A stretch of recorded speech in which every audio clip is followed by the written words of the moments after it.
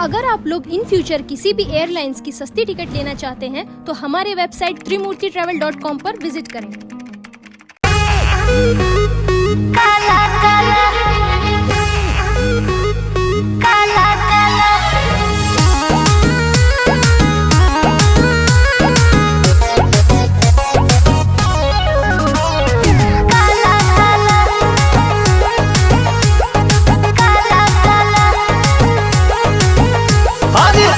साल बाद तू तो नई हो रे आइलू हो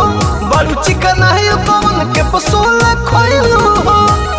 ये चिकनाई के का रात हाँ 3 साल बाद तू तो नई हो रे आइलू हो बड़ू चिकनाई पवन के पसोल खोइलू हो कैसन मिलल बा बलमुआ तोहार की अनेरे करता रुहाला हाला साला हमरो बोलम हलो यार रसगुल्ला खिया दे काला काला को देता सेज कमु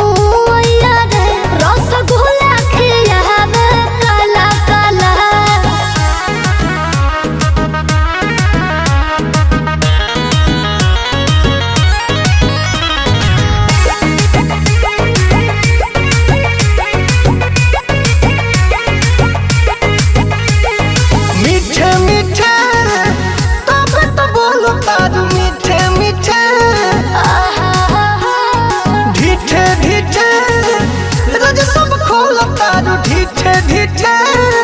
सब झलकता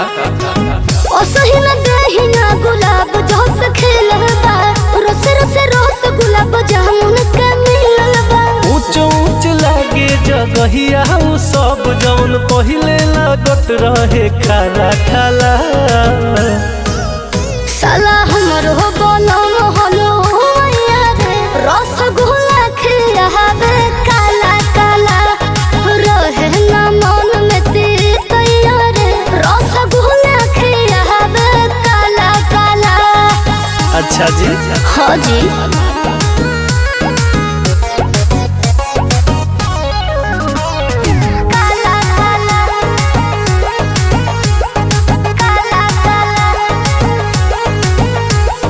राजे होई